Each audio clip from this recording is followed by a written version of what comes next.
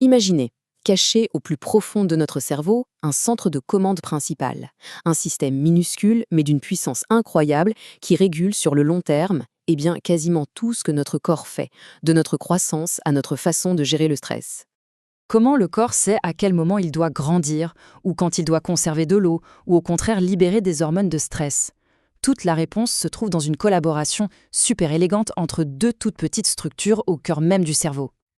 Et les voici, nos deux acteurs principaux, l'hypothalamus, juste là, et juste en dessous, connecté par une petite tige, on a la glande pituitaire, qu'on appelle aussi l'hypophyse. C'est eux, ensemble, qui forment l'axe hypothalamo-hypophysaire, le véritable duo de direction de notre organisme. Alors, pour bien comprendre comment fonctionne ce duo, on va suivre un plan simple. D'abord, on va explorer leur centre de commandement. Ensuite, on fera connaissance avec chaque partenaire. Puis, on verra comment ils communiquent entre eux. Et, pour finir, on découvrira les résultats concrets de leurs ordres. Allez, c'est parti. Première chose à savoir, l'hypothalamus et l'hypophyse, ce ne sont pas juste des voisins, non, ils forment une seule et même unité fonctionnelle. C'est ce qu'on appelle le complexe hypothalamo-hypophysaire. Pensez-y comme le haut commandement de tout notre système hormonal. Commençons par le sommet de la pyramide, le PDG en quelque sorte, l'hypothalamus. Il fait partie du cerveau, oui, mais il a une double casquette assez unique. Il est capable de gérer des signaux nerveux et de produire des hormones, qu'on appelle des neurohormones. C'est vraiment lui le grand chef d'orchestre, celui qui donne les ordres à l'hypophyse. Et ce qui est fascinant, c'est que l'hypothalamus, ce n'est pas un seul gros bloc. En fait, il est composé de plusieurs groupes de cellules bien distinctes, des noyaux. Chacun de ces noyaux a une mission bien précise, un peu comme les différents services dans une grande entreprise. On peut classer ces noyaux en deux grandes équipes. D'un côté, les magnocellulaires. Comme leur nom l'indique, ce sont de grands neurones, et leur prolongement, les axones, descendent directement dans la partie arrière de l'hypophyse.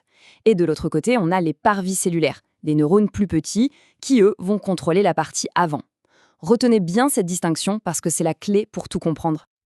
Alors concrètement, qui fait quoi? Eh bien, les noyaux supraoptiques, eux, s'occupent de la vasopressine, l'hormone qui gère notre équilibre en eau. Les paraventriculaires, c'est l'ocytocine, et les différents noyaux parvicellulaires, c'est un peu plus complexe, ils produisent toute une panoplie d'hormones dont le but est soit de dire vas-y, produis, soit au contraire de dire stop, on arrête à l'hypophyse. Ok, on a vu le PDG. Passons maintenant au directeur général, l'hypophyse.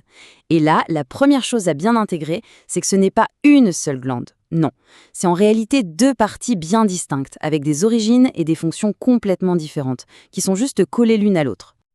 Et c'est là qu'on touche à un point absolument fondamental. L'adénohypophyse, qui est à l'avant, c'est du tissu glandulaire. C'est une véritable usine qui fabrique ses propres hormones. La neurohypophyse, à l'arrière, c'est tout autre chose. C'est du tissu nerveux. En fait, c'est une extension directe du cerveau. Elle ne fabrique rien du tout. Son rôle, c'est de stocker et de libérer les hormones qui viennent d'en haut, de l'hypothalamus. Et si on zoome un peu sur cette fameuse usine à hormones, l'adénohypophyse, on voit que la plus grosse partie, et de loin, c'est le lobe intérieur. Il représente 75% de la masse. C'est vraiment là que se concentre la majorité des cellules qui produisent les hormones. Bon, maintenant qu'on a fait connaissance avec nos deux partenaires, la question cruciale, c'est comment est-ce qu'ils communiquent? Et c'est précisément là que la distinction entre les deux parties de l'hypophyse prend tout son sens. Parce qu'il n'y a pas une, mais bien deux voies de communication qui sont radicalement différentes. Le premier système, c'est la ligne directe. Une sorte d'autoroute nerveuse, sans péage ni intermédiaire. Les hormones sont fabriquées dans les fameux noyaux magnocellulaires de l'hypothalamus, puis elles descendent le long de leurs axones jusqu'à la neurohypophyse. Là, elles sont stockées, en attendant le signal pour être libérées dans le sang. Simple, direct, efficace. On peut le voir très très clairement sur ce schéma. Regardez bien ces fibres nerveuses qui partent de l'hypothalamus et qui plongent directement dans le lobe postérieur de l'hypophyse. Ce n'est pas une connexion sanguine, c'est bien une extension physique du cerveau. C'est ce trajet direct que vont faire des hormones comme l'ADH ou l'ocytocine. Et si on met l'œil au microscope, la preuve est éclatante. On voit quoi? Des terminaisons d'axones bourrées à craquer de petites vésicules d'hormones qui sont collées aux capillaires sanguins.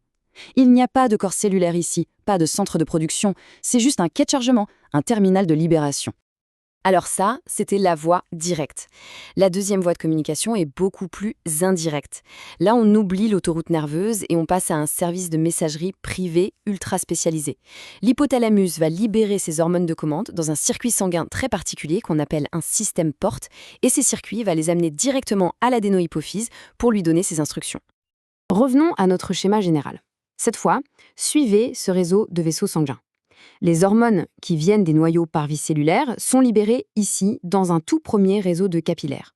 Ensuite, elles voyagent par ces veines spéciales, les veines portes, jusqu'à un second réseau de capillaires situé, lui, dans le lobe antérieur.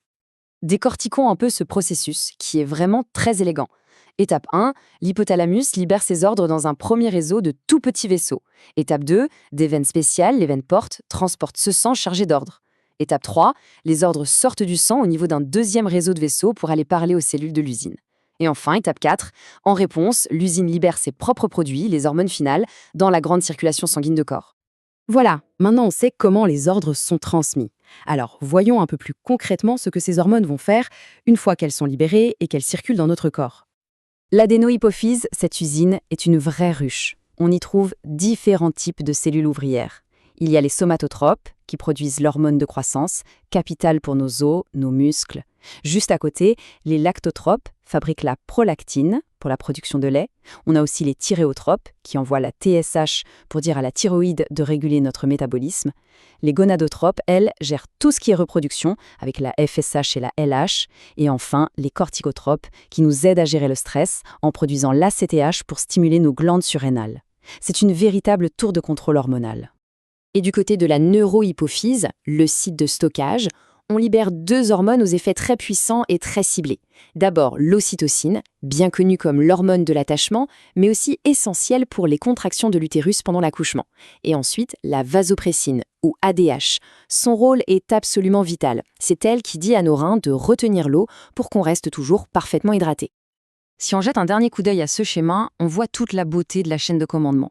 Un tout petit signal qui part de l'hypothalamus va se traduire à l'autre bout du corps par la croissance d'un os, par la gestion de notre température corporelle ou encore par la régulation de notre pression artérielle. C'est un système d'une précision absolument remarquable.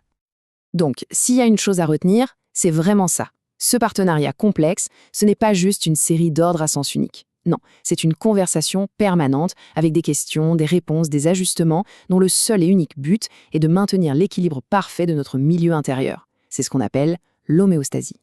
C'est quand même assez fou de se dire que ce duo de structures, à peine plus grosses qu'un petit pois, dirige en silence toute notre physiologie sur le long terme.